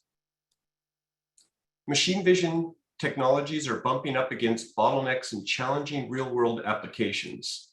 The current vision paradigm using cameras and point clouds results in buffering and transmission overhead and a fuzzy view of objects in their environment. The presence, shape, and behavior of objects is poorly understood and comes highly delayed through a long sensing and processing pipeline. This uncertainty and delay will prevent the deployment of highly valuable services like robotaxis and delivery robots, much less general purpose humanoids. Relying too heavily on passively illuminated cameras, which are the dominant sensing input to machine vision algorithms, leads to unreliable performance due to fundamental sensing and modeling issues, resulting in many corner cases. We have re-examined the fundamental assumptions about 3D perception and have developed a new sensing and processing pipeline, enabling our Cortex perception system. Summer Robotics captures surfaces in motion using laser triangulated event tracking. Low-power lasers continuously sweep across surfaces and are tracked in 3D by a constellation of event sensors and algorithms. No buffers and always-on illumination means that data is turned into object shape, type, and motion information at the rate of the scan. Our whole perceptual pipeline is currently 4 milliseconds long, which is 100 times faster than standard multimodal perception options.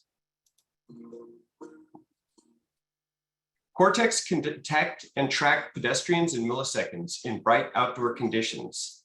These pedestrians are being segmented, tracked, and classified with updates occurring at the rate of each new laser swipe. Without waiting for data to buffer, we can update our knowledge about the presence and behavior of a pedestrian in milliseconds.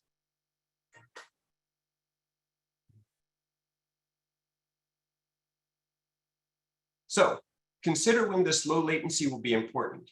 For example, we can shorten the distance that an autonomous vehicle needs to perform an evasive maneuver to avoid hitting a suddenly appearing pedestrian from 10 meters to under 4 meters. Every car, robotaxi, and delivery robot needs to incorporate our technology into their perception solution to safely navigate the dense urban corridors. Military bases and other vulnerable or sensitive infrastructure need constant surveillance against intruders on the ground and in the air. Autonomous surveillance solutions need to provide accurate and timely information about potential threats, especially fast-moving ones like a car or a drone speeding toward the base. Cortex is the fastest, most versatile technology for this application. Cortex systems can be mounted around the perimeter in such a way to remove all blind spots and will work in all lighting conditions. It requires minimal compute and can operate entirely off-grid. We're seeking military partners who would like to evaluate test deployments with us. I'd also like to note that triangulation delivers exceptional surface precision at short distance. Our solution can support running many triangulated sensors and lasers with low compute and low latency, without requiring the system to be rigidly mounted. This high precision and low latency will enable new highly valuable robotic manipulation, navigation, localization, and inspection capabilities. The non-rigidity will now enable highly novel applications such as coordinated drone swarms. The company has been earning revenue through sales of software and hardware evaluation kits. We have customers across several markets in early evaluations. We support the latest in industrial event sensors and have developed our own line of laser scanners for use in evaluating our software for indoor and outdoor applications. These new hardware and software development kits will be available and shipping before the end of Q4.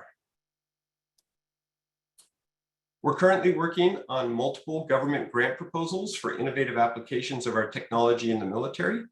We're also interested in connecting with additional commercial customers. We'd love to discuss your use cases.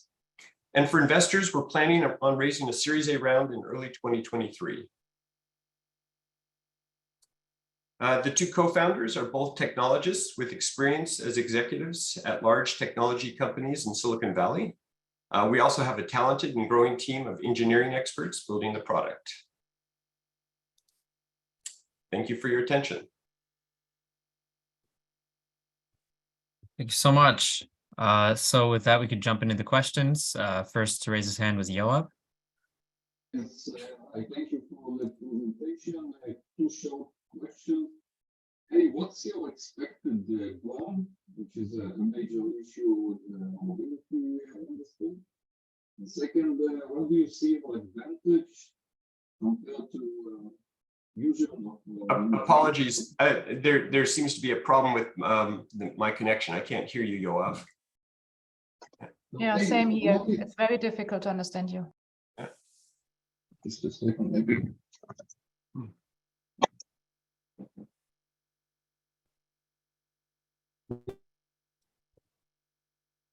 I'll try now.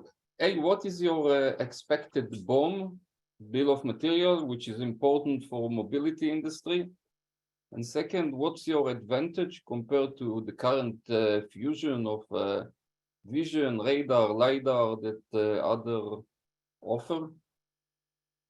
So on the BOM side, the cost of the event sensors will come down to the cost of ordinary CMOS sensors. They're actually made on Sony fabs with the same wafers that are made for cell phone cameras. So we expect that as these become more ubiquitous, that those costs will come down, into the tens of dollars price range. On the laser scanning side, you can expect a variety of different BOM costs depending on the application, but there are laser scanners that we can use that would fit in the stem of a glasses all the way up to something that would be automotive, which would be in the $50 range. So the total BOM cost is quite competitive, much less than, say, existing LiDAR solutions right now.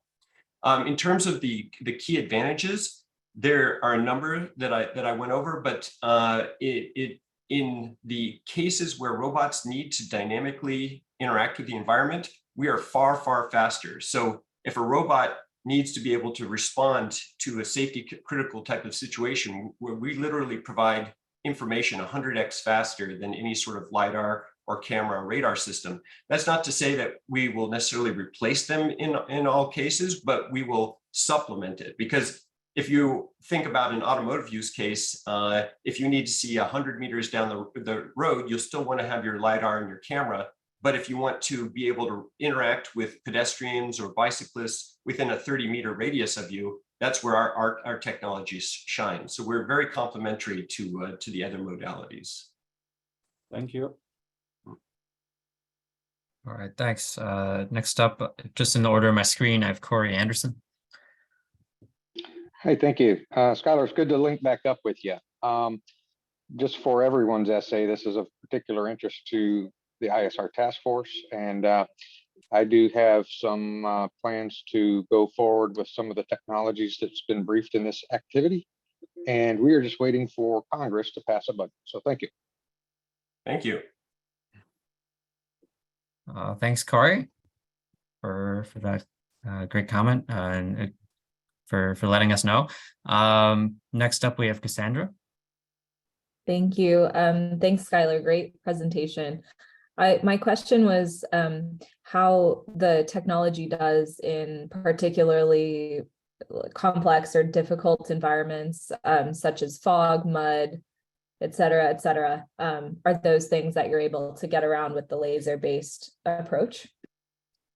One key advantage we have over other active sensing solutions is that since the emitters and the receivers don't share the same optical path, we don't suffer from backscatter, which is one of the main issues that you have with suspended particulates. So any backscattered light just goes back harmlessly to the emitter, and the light that gets through and reflects off of the actual objects you're looking for is what we receive. We've done some initial testing and with fog, but essentially making our own fog, and we've had very good results. So the principle is that it's going to be far superior, and we plan on doing active testing with customers in those environments. Thank you. All right, thanks. And to wrap it up, we have Joe McRae. Hey, Skylar, awesome presentation. Awesome to see just seeing the data and seeing what your system's seeing. It's incredible.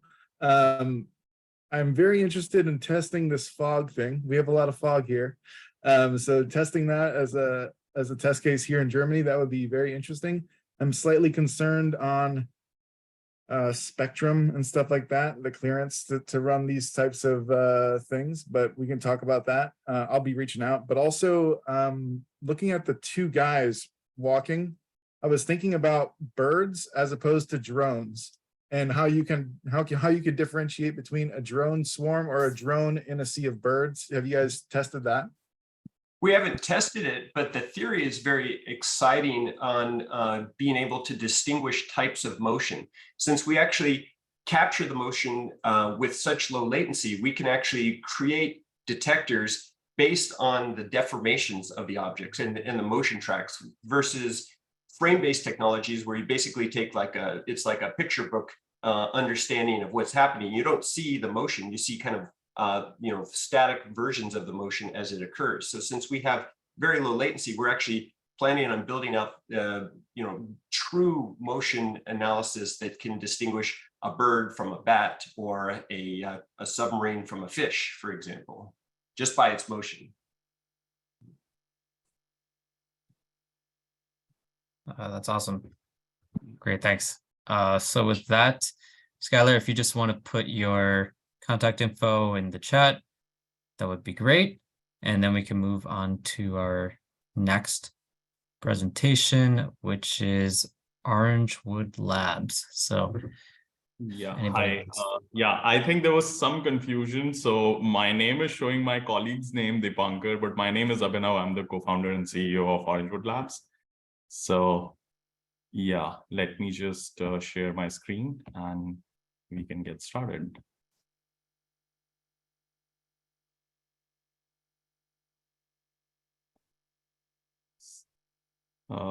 Yeah, can you see my screen? Yes. Yes, hi. Yeah, thank you so much, Brian, for inviting us to do this. We are Orangewood Labs. We're trying to democratize robots. To start with, this is like a personal story. we were promised robots. This is Rosie the robot. When we were kids, we thought, we'll be getting served by a robot. It's 2022, we still don't have them. I still have to do all my stuff, everything on my own. And I really don't like that. The situation is actually even worse in factories where robots were supposed to take over, a lot of human labor. One of the biggest problems why that hasn't really happened is the robotic arms which can work alongside humans are very, very expensive. And integration, like integrating them onto your line or onto any of your processes, that also takes very, very long. So what we're trying to solve is like these two problems. We believe that we have a solution which is going to become the Model T Ford of robotic arms. So we're basically building our own hardware. We're building our robotic arm, and it works with ROS, natively. So it just works with ROS out of the box. And also we are enabling simple AI on robots. So you would be able to program these robots much simply, in much simpler way than what has been done before. So on the hardware part, we have commoditized parts. We use commoditized gearbox and machine learning to make them more accurate. So the BOM cost kind of like shrinks from, what it is to like a fraction of that. Then, we also have, we also take data from motors, from the robot motors to model our AI. And then we're also building a platform, which basically means that it becomes easier for anyone to start building applications, start building solutions, and then deploy it on our hardware. What we believe is, we don't have enough people who can build robotic solutions. So just making it easy, making it like on a browser-based system where you could easily program a robotic arm just out of your browser, easy to learn, and then deploying it on the ground with an actual robot. That's where we want to get to. These are some of the use cases which we have done. We are doing pick and place, welding, powder coating, and spray painting. These are like very, very huge markets. Apart from that, we are also like looking for some fun use cases, because whenever we talk to people about, what we do, nobody understands powder coating. So we're obviously trying to do fun use cases like, making coffee or bartending. So happy to talk about that as well. This is our team. We have like a 30+ team right now. We have built different things, from space applications to cars to, different things. And yep, so this is how our timeline looks like. We are about to deploy first of our two robots in both, one in India and one in Bay Area. And then by May 2023, we'll be doing like around 15 deployments. Yes, and our asks are, we are trying to raise a seed plus round. And we'd love to talk to customers who can give us some interesting use cases. And we are also looking for partners and system integrators. Thank you. Okay, thank you so much. So we'll open the floor to questions. Looks like Cassandra has a question. Thank you. You did allude to this. I'd like if you could just dig a little bit deeper into your business model or go-to-market strategy. Generally, you mentioned working with system integrators and partners, but how will that look now, and then how will it evolve over time? Yes, I believe that, there is like the whole robotics industry is kind of in that system integrator realm where it's not growing because system integrators have, they build by the hour. So it makes sense to like, build a solution over 6 months time. But then, yes, it's no longer helping them. For us, like the first thing was to basically work on some of the use cases and then make it easier for other system integrators to deploy it out of the box. So let's say, if we have a powder coating use case. We develop it for one customer, and then it becomes very easy for us to deploy it with a system integrator in another factory. So that's how we are looking at it right now. Moving forward, I think a lot of these use cases will become like case studies for future use cases. And that's what we eventually want to enable and help, even the smaller system integrators or so-called developers, partner developers to build systems on our platform. Yeah. Great. Also, Yvonne had a question. Yeah, thanks for the presentation. I have a question on the competition, because there are other startups who try to make robotics application easier, and that's not the KUKAs and the Airbnbs of the world, but startups in this space. And you mentioned some, there are others. There are some really, like you, try to make robotics programming easier, and I think that's the area you really have to look into. The other thing is, because you mentioned interesting use cases, right? Welding, spraying, and picking, and as an industrial player, we also come across the same use cases, but we also see robotic startups that focus particularly on one use case, like welding or spraying or buffing, and going from there. And we see that it's actually pretty useful to go into one vertical first and then grow from there when you conquered one vertical. And this is an advice, but I also wanted to ask you how you are seeing this. So the way it's like, so we are obviously approaching powder coating as one use case where we are actually doing commercial deployments. In fact, just today, we signed a LOI for a pilot with one of the largest earth mover companies for doing, they're like painting their engine blocks. But yes, for us, the idea is to basically show off things which, robots can do to get like more people to come develop with us, so that it becomes easier to like do the next thing while we are solving the problems for our industrial customers right now. And yes, like I mentioned, powder coating, like nobody understands it. It's so difficult. Like apart from the audience in this panel, it's very difficult to talk to even my mother, like what is powder coating? So yeah. Yeah, but people in robotics, they came across the use case already. That's good. Yeah. Yeah. Thank you. Thanks. All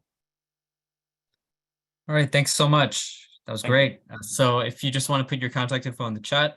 Oh, yes. So if people could reach out to you after, that'd be amazing. And with that, we will move on to our next company, which is Marin Go. Hey, everybody. Can you guys hear me pretty well? Yep. Hear you great. Excellent. So my name is Chris Tabobin with Marengo Solutions Corporation. We started up back in 2018, going after a fairly commonly known problem. Like what do we do about the slow technology transition? My background is a Marine in the innovation space in the Marine Corps. We routinely struggled with this, and it was something that I really wanted to get after. So this started off on the wrong slide here. Go back up to the beginning. So we focused on a couple of problems. We started off with a controller, then we went from a controller to making drones and ground vehicles that are autonomous. And then we started making those go in groups, and then we started really getting down to the nitty gritty of what needs to be done. And so we come away with these kind of three simultaneous verticals that are mutually supporting. Our two principal products is one, this autonomous artillery system. So it's the Agile Artillery Chain is what we call it. It's a collaboration between us, AM General, and Mandus Group, where we are able to have the fastest gun in the West, right? We can shoot in less than 50 seconds, and all of it directly tied from a drone to the gun, to the person on the gun controlling it. It creates a profound difference that drones carrying munitions and all these other things, the physics is very hard. It takes a lot of energy, and the joules of energy and time on station problems routinely confound modern militaries. So what we're going back to is kind of a tried and true Napoleonic approach, right? High explosive behind steel and getting it downrange faster than anybody else in the world. And the point of this is mainly survivability for our warfighters, to make sure that they can survive and be an overwhelming force. The second one is more what I get referred to as this blue collar autonomy. Like, how can we make simple problems go away that undermine a lot of our time? And so the airfield operations has been a perfect one. We're part of the Airfield Autonomy Initiative for the Air Force, driven by Air Mobility Command. And that has been kind of our second line of effort. We know what's at stake, right? The West is being challenged and being pushed against. And so how do we as the West organize ourselves and respond? And I think that a lot of people want something that's very elegant and very clean. But in many ways, it's a type of attrition. And so how can you survive an attrition, and what is the unique capability we have? The unique capability we have as the West, and I use the West as Japan, Korea, NATO. We have our people, and our people are really, really smart, are really, really creative, and we trust our people to make good decisions on our behalf. So we think that the U.S. defense market is the place to start. It's ripe for disruption. It hasn't really sought to leverage the lowest level. It's sought to leverage brigade commanders and people that are more distal from the fight. And our idea and everything we've been putting our souls into has been about how to make a fire team, a squad, the most capable maneuver element on a battle space. Here's our team: myself, Paul Guerrero-Perez, Kevin Lopez Alvarez, and Brandon Borco. We're the four kind of original creators. We have another two guys on our team that are absolutely spectacular. Also, all coming from different backgrounds, both in the private sector and in the DoD side. Half our team is veterans. And over half our team have experience in military. Kevin's from the French Foreign Legionnaires, so not U.S., but we still like him. I talked about our mission. We don't want to go after those complex things. We want to go after things that are every day, all day. So the ability to recognize targets and respond to those targets, closing the kill chain, or airfield autonomy in the way that you need to mow, you need to collect foreign objects and debris. Those are the problems that we're after.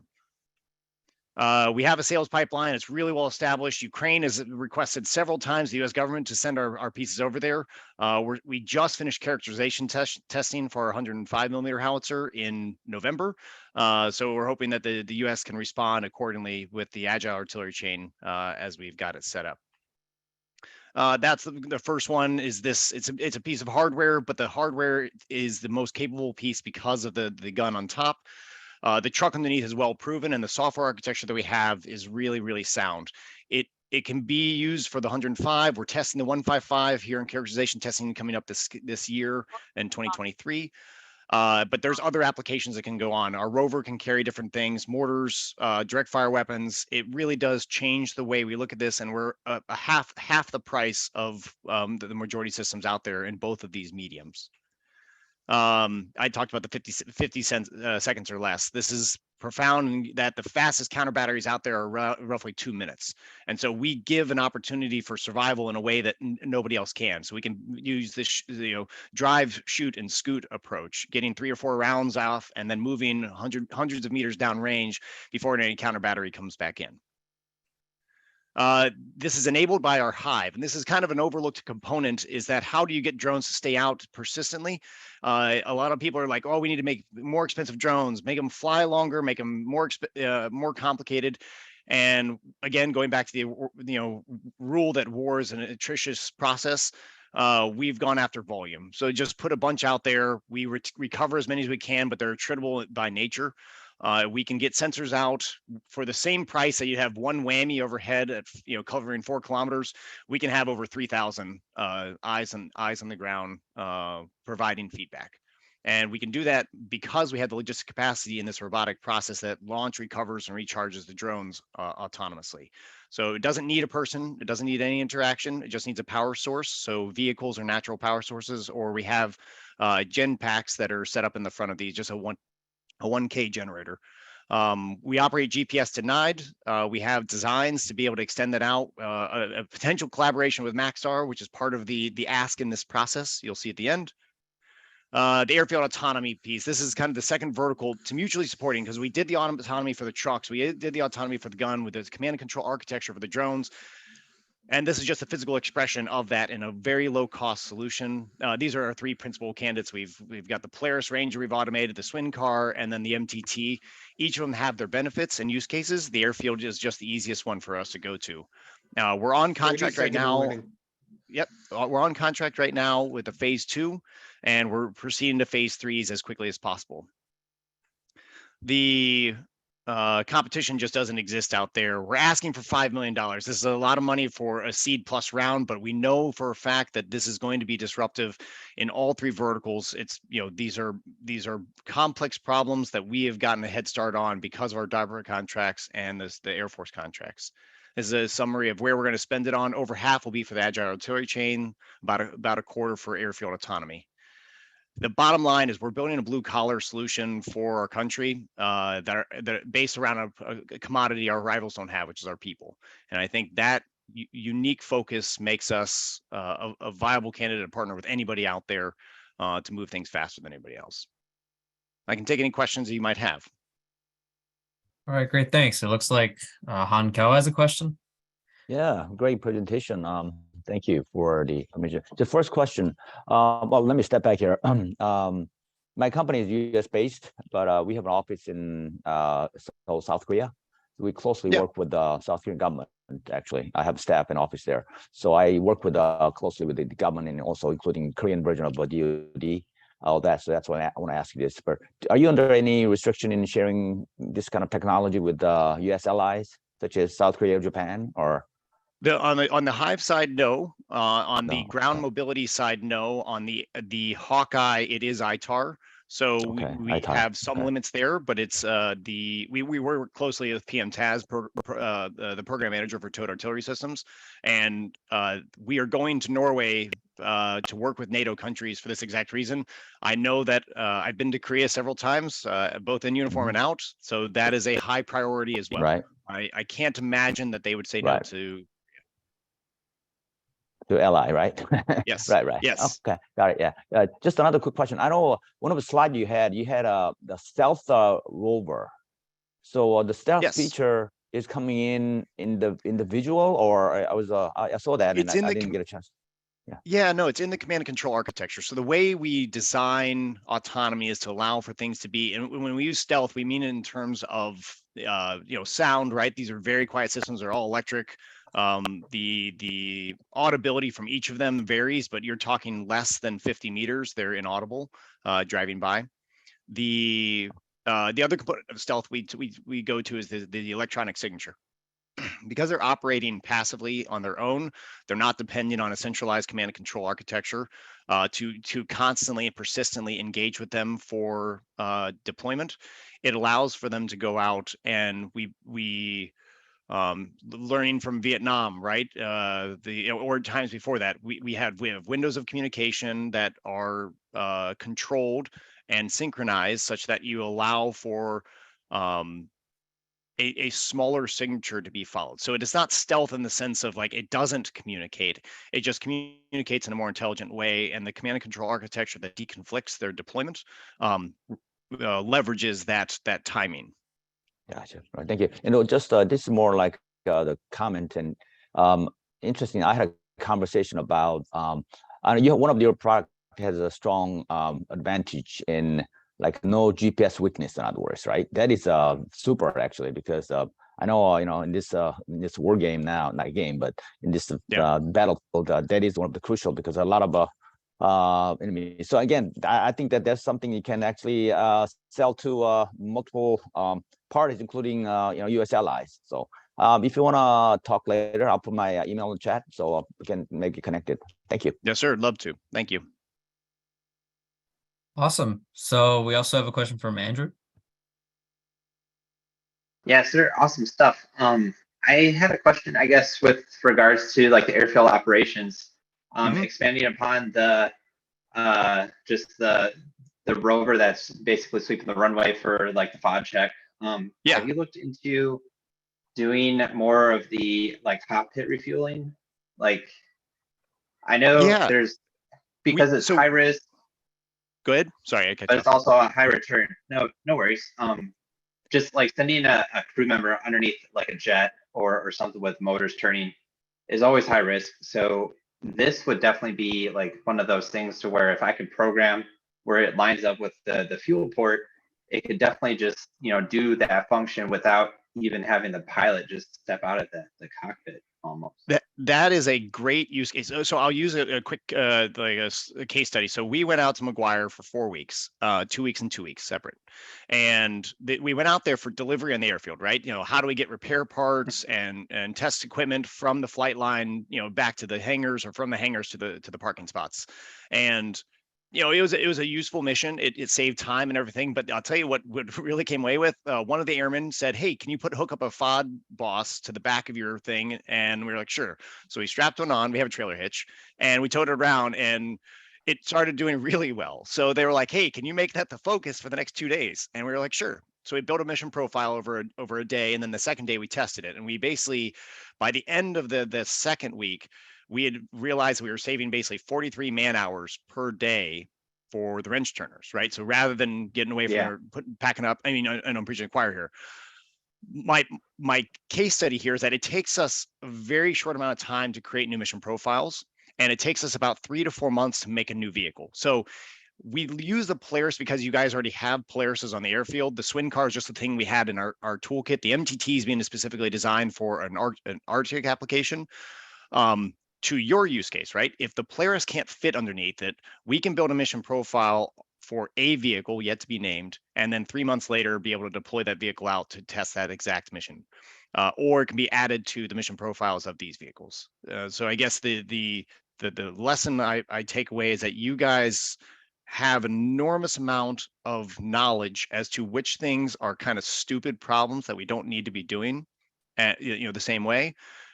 If we get these things in the field and we have the excuse, right, a FOD is objectively better at collecting than airmen because we get bored, right, when we walk around, then we can, in the white space between FOD collection and mowing and these other things, we can start tackling those other things. So I just encourage you to, you know, reach out to me.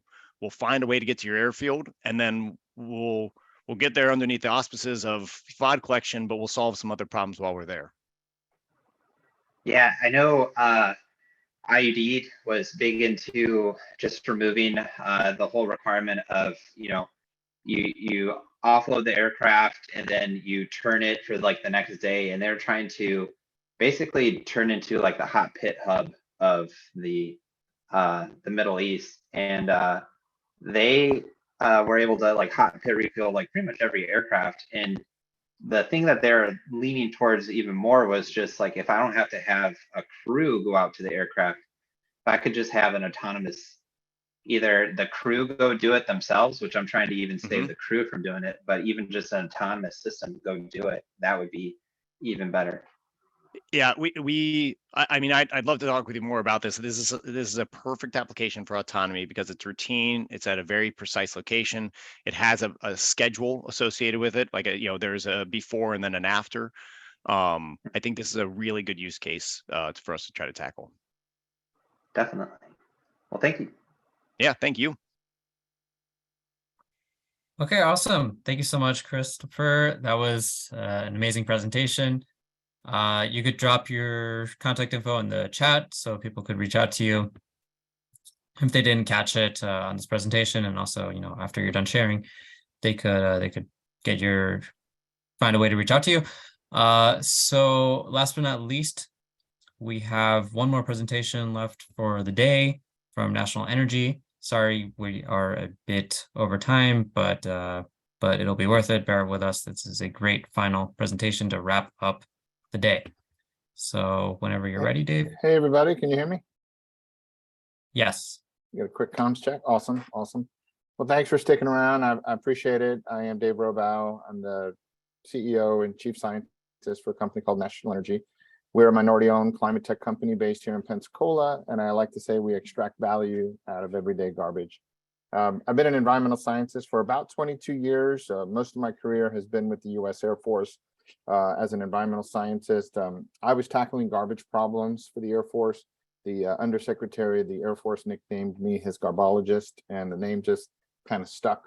I kind of got thrusted into this during Operation Enduring Freedom. The military was operating something called a burn pit, which is just a real bad way to dispose of garbage in the AOR. Basically, they dig a hole in the ground, they put everything in there, and they light it on fire. So as you can imagine, this is a bad idea for lots of different reasons, but we had lots of airmen that had respiratory issues, developed strange forms of cancer, all attributed back to these burn pits. So during this process, of course, our job was to develop a technology to put these burn pits out of business, which is ultimately, what we ended up doing. But I saw a market opportunity for a company, and I left the Air Force and I formed National Energy. So the goal here is to be able to leverage some of these technologies because, garbage is ubiquitous. Here in the United States, we generate about 300 million tons every single year. COVID has actually exacerbated the amount of garbage that we produce. The rest of the world struggles with garbage. Doesn't matter where you live in the world, garbage is an issue, and it's only getting worse. So we saw it as an opportunity to access an unlimited fuel supply, because we look at garbage a little differently, but here I'll talk about it here in a minute. So the decomposition of organic material in a landfill produces methane, which is the third largest point source of greenhouse gas emissions. Our goal is to be able to segregate that gas and be able to put that gas to work, first by focusing on recycling and leveraging some of these technologies to address solid waste and recycling. So our business model works like this. A customer acquires our technology. We are under contract. We actually picked up a second contract with the US Air Force under the SBIR program to ruggedize a solution that incorporates machine learning robots. Outside of the military, small cities, airports, college campuses, we're in talks with some of the theme parks down in Orlando. They see an opportunity to deploy a technology like this. We see an unlimited market, quite frankly, because everybody's struggling with garbage, and finding a way to do it in a way that's cost effective is a struggle. So that's where the robots come in. So what you're seeing here is garbage coming across a conveyor belt. The human eye has a little bit of a difficult time deciphering what it is. The camera in the robot understands the resin type and the material, and then it's machine learning, so it starts recognizing shapes. So in real world, what's happening is materials coming across a conveyor belt, and the robot is actually making split-second decisions to determine what the material type is, where is it on the belt, and picking up that material through a suction cup and putting it into the corresponding bin. So the robots have been in operations for about 6-7 years now. They're in 5 different countries. Our job is to containerize them into a way that our customer is interested in seeing this system. So what we like to say is the robots are really twice as efficient as their human counterparts. It keeps people doing other jobs and keeps them, out of harm's way. The robots are able to perform about 70 picks per minute, which is twice as good as their human counterparts. So this is a real good use case. So so we have a seed round that's open right now. We are trying to raise the last 250,000, and that's going to help us build out our MVP. Our competition is basically the solid waste landfill that's in your neighborhood. That's most of where the material is ending up. There are some other industry comparables that we could talk about. Both of these companies are really in the business of just extracting the methane out of old closed landfills. With our company, we have multiple revenue streams to include, the extraction of gas, but we also have the sale of the recyclables and things like that. We are first and foremost a recycling company. The other thing that I think sets our company apart is we have an awesome company. My partner is a Navy veteran who's actually taken a company public. We have 2 other technical leads that are part of the company: environmental scientist Emily DeVore and Sandy Jennings, who's our senior engineer. So our job is really to partner with customers that are interested in reducing operational costs, increasing the rate of recycling, and promoting energy resiliency while we're reducing greenhouse gas emissions at the same time. So I'd love to take any questions. I went a little fast there. That was great. All right, so we could start off with Corey's question. Yeah, thank you. Awesome technology there. Thank you for the briefing. I do have a question with regards to how do you, in a landfill where methane is, available, how long does it take you to actually storage enough to get the process started with your robots? And are you using other fuels or other sources of energy to start that process? Yeah, so that's a good point. So what the robots are doing is they're segregating out the material that is not organic. So they're focusing on certain types of metals and pulling out ferrous and non-ferrous. Glass comes out of the process. What we're trying to do is we're trying to isolate the food waste. The food waste can go into anaerobic digestion, and in about 22 days, we'll be able to produce a biogas that we can then purify, strip out the siloxanes and the VOCs, and basically have about 96% methane, which at that point, you can put it into a fuel cell, you can put it into a CHP, depending on what it is that you're trying to do, what the customer's interested in. What I like to say about, bioenergy is it's the most versatile of all the fuels, because you can literally do electricity, renewable natural gas, sustainable aviation fuel, which is what the Air Force has us looking at. Oh, okay, so but yeah, to run your robots before you're able to collect that methane, what is powering them? Yeah, so that's part of what we're looking at right now. Obviously, they can run off of electricity, but if you're trying to put it in a forward operating base, we're looking to supplement the power with solar plus storage to be able to operate these in remote locations. So 2 of our customers are interested in an autonomous application. So that's what we're looking at right now.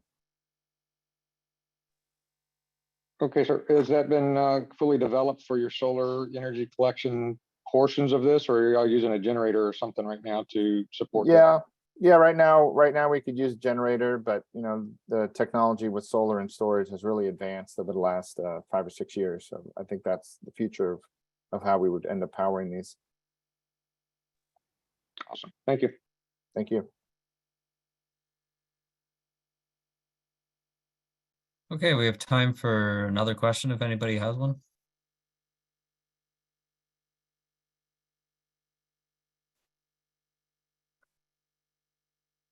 Okay, so if not, Dave, thank you so much.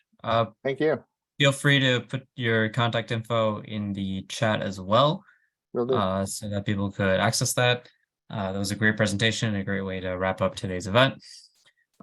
So with that, we are finished. Apologies for being a few minutes over time, but I hope that the quality of the presentations helps make up for that. And yeah, so that's it. Thank you so much to all the companies and all of the panelists who joined us today. Thanks to Lufcar, More Solar, OrbitSedge, Arcadia Space, Summer Robotics, Orangewood Labs, Marengo, National Energy on the company side, and to Andrew Budai, Hanko, Cassandra Carruthers, Joe McCrae, Yvonne Lutch, Corey Anderson, Noah Chamay, Yoav Wazer, Ilesh Trivedi, Surya, and Martina Di Mosca for joining us today on the panel. It was an honor to have all of you attend and pitch, and we hope to see you at some of our future events. Our next event is a closed event for the Air Force and for the company's pitching, which is on December 8th. But after that, we have an aerospace and defense pitch event on January 26th, and an IoT, Edge, Cloud, and Cyber pitch event on February 23rd.